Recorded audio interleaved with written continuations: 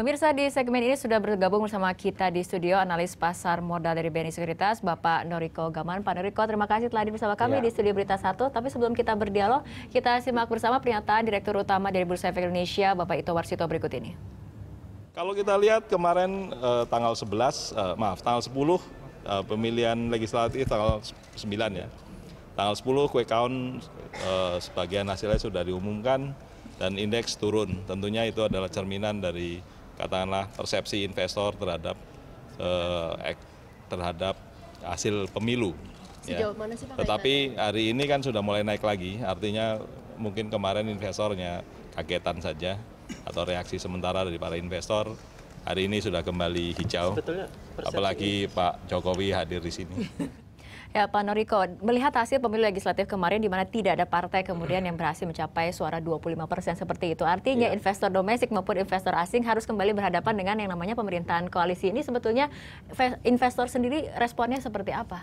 Sebenarnya para investor itu lebih melihat bahwa hasil pemilu legislatif kemarin ada ekspektasi bahwa PDIP bisa terpilih paling tidak sampai 25% ya, sehingga akan lebih jelas arahnya untuk pencalonan untuk pemilihan presiden ke depan. Namun dengan melihat realita yang ada, tentunya investor lebih berpikir realistis ya, karena kemungkinan akan adanya koalisi tadi.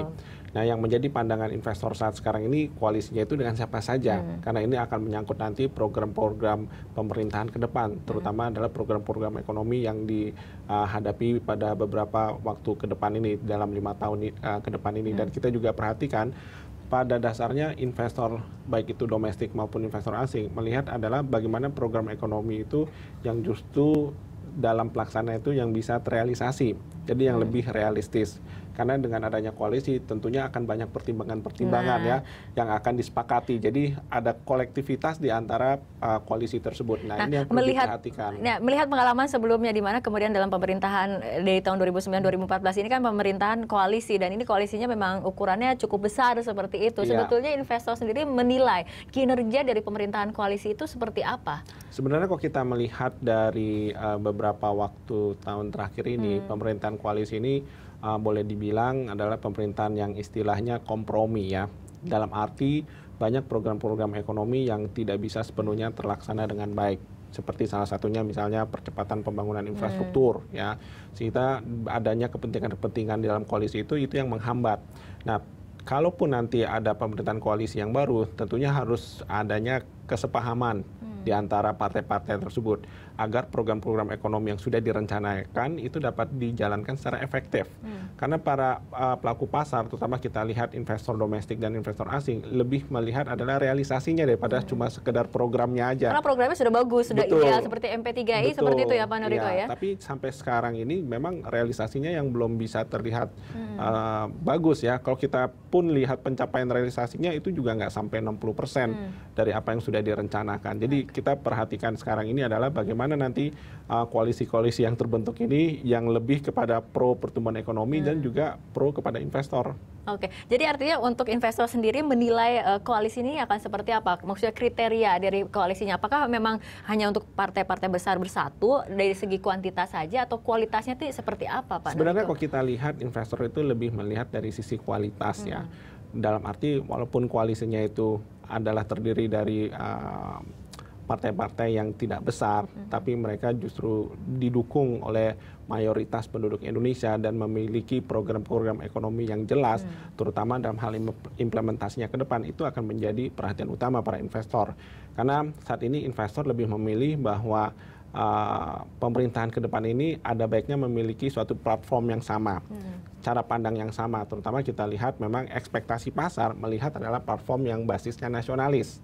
Jadi kalau kita bicara hal itu, tentunya partai-partai yang boleh dibilang yang besar dan boleh dalam beberapa waktu terakhir ini juga ada yang menjadi oposisi, itu juga perlu juga kita evaluasi, melihat bagaimana kira-kira program-program ekonominya ke depan. Karena sejauh ini kan kita mengetahui bagaimana program-program ekonomi dari Partai Demokrat, yang tentunya dalam implementasinya tidak sesuai dengan harapan pasar.